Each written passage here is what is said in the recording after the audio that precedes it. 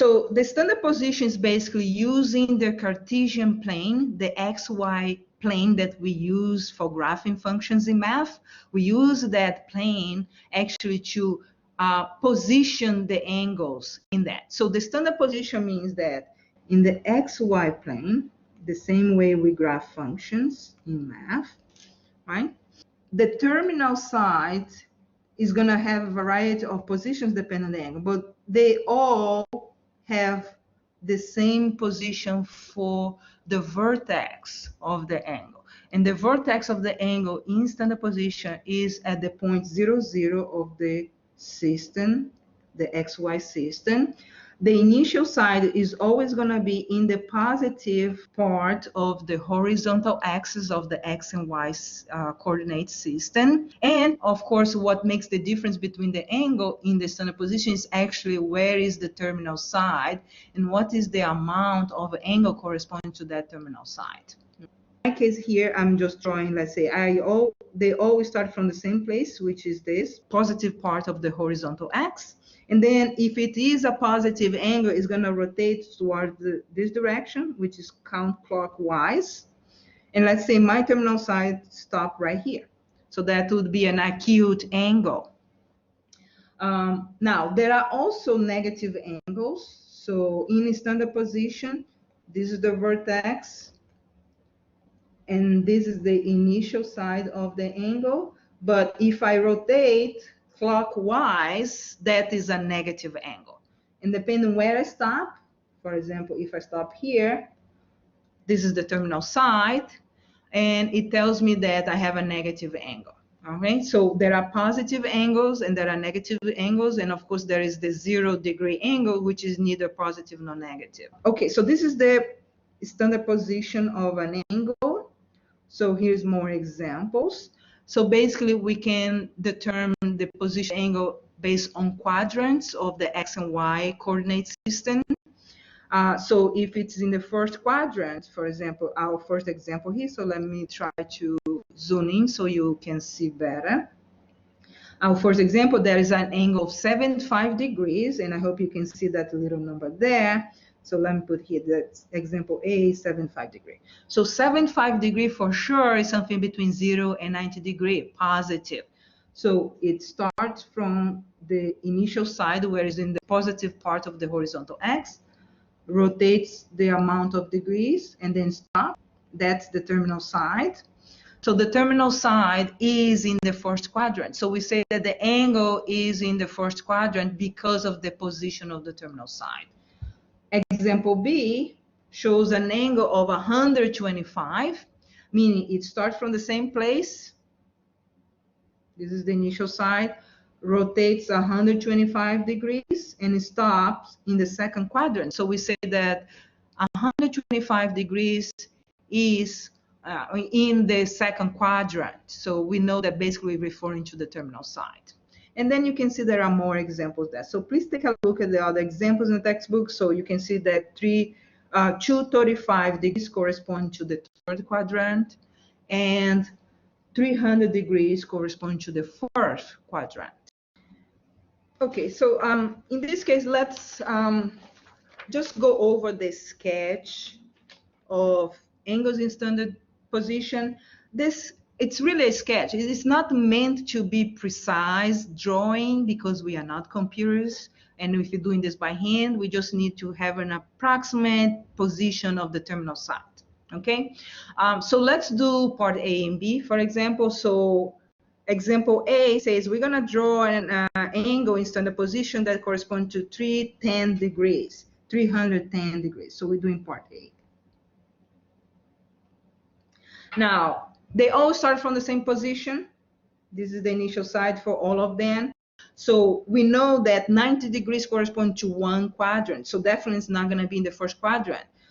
If I move towards the second, let's say, and this is not yet my sketch, okay? So I'm going to put, so up to here I have 100 degrees. So I definitely need to rotate more than that. I have to pass beyond that. 310. Okay, so if I add another 90 degree, I come to this part right here, which is 270. So I still need to move beyond that. So I'm going to be somewhere in the fourth quadrant, because 360 is a full rotation and I definitely don't have a full rotation.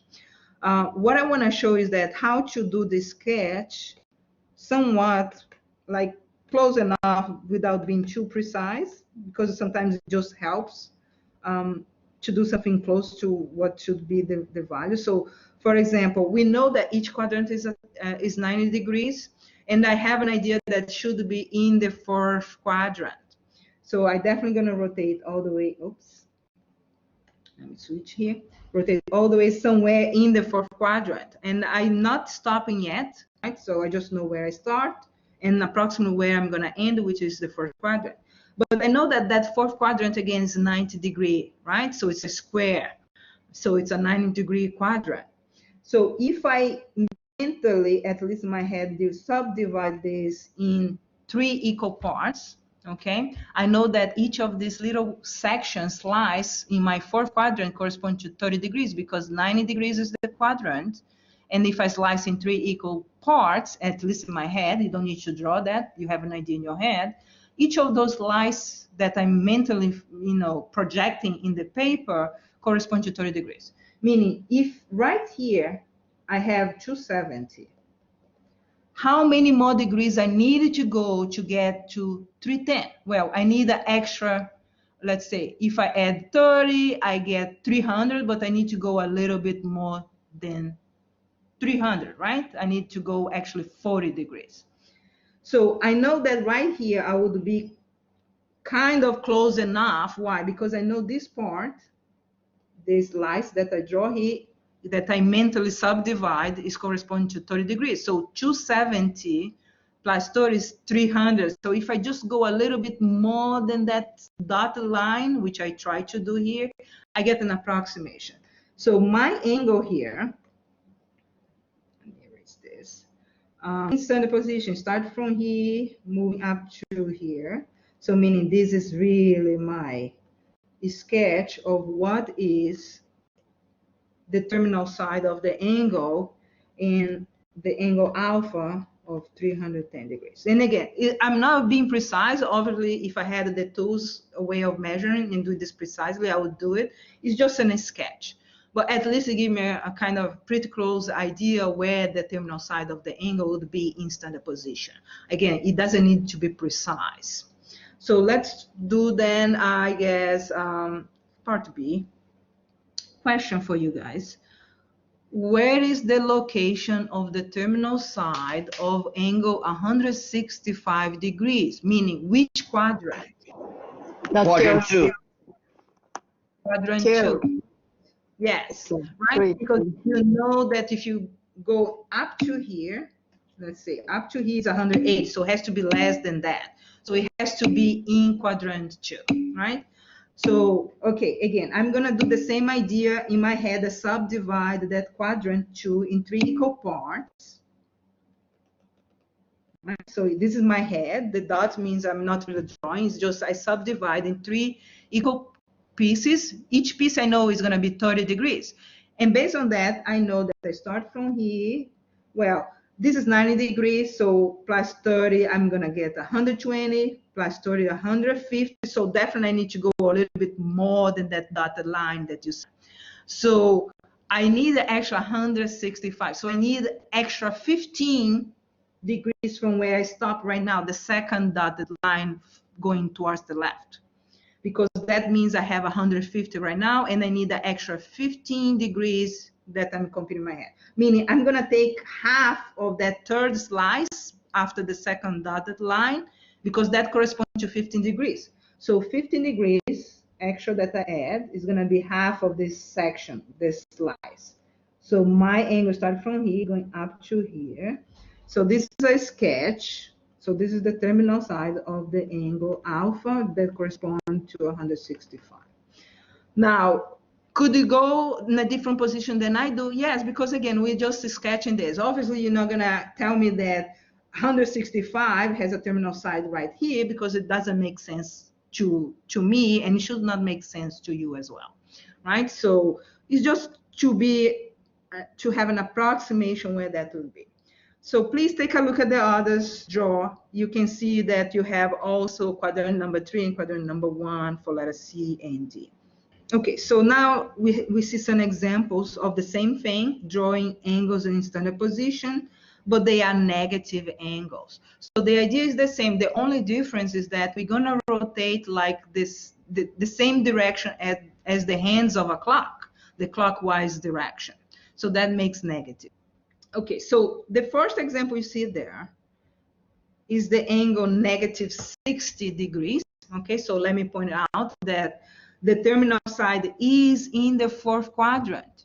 Even though we have 60, it's not in the first quadrant, it's in the fourth quadrant, number 4, because it's a negative, so you rotate in the opposite direction. So you get to have the terminal side in the fourth quadrant. But you can see that in this drawing, you kind of, if you had to do this yourself by hand, you would subdivide in 3 equal parts, which is 30 degrees each of the slice. And you can see that the second slice corresponds to the 60, so it's negative 60 because it's the negative. So this makes sense to have this here because it's negative 60. And you have other examples as well. So let's try to do one on our own. So let's draw negative 160 degrees in standard position. So we're going to use the first graph paper you see there. Obviously, we have to rotate starting from here. We have to rotate this direction. Okay. Now, because this is 160, which quadrant do you think is going to have the terminal side position of the angle negative 160? Yes. 3, right? 3. So the answer is 3. So the third quadrant.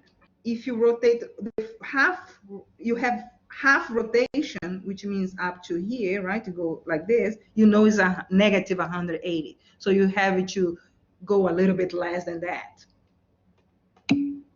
So we're going to actually rotate somewhere to the third quadrant. And again, in my head, I always subdivide into equal parts and I see what I get. So if I go here to here, I already know it's going to be negative 150. So I need to go just a little bit more, right? Because I need to go 10 degrees more than that 150 in the negative direction.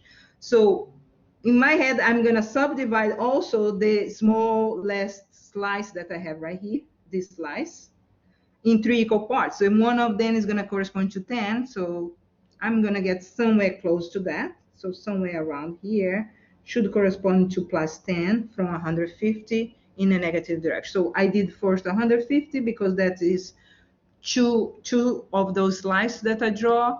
And then when I subdivide the next slice also in 3 equal parts, I get plus 10. So it's 106, but because it's negative direction, everything becomes negative. Okay, so yes, indeed, the terminal side of the angle negative 160 degrees in standard position will fall in the third quadrant. Now,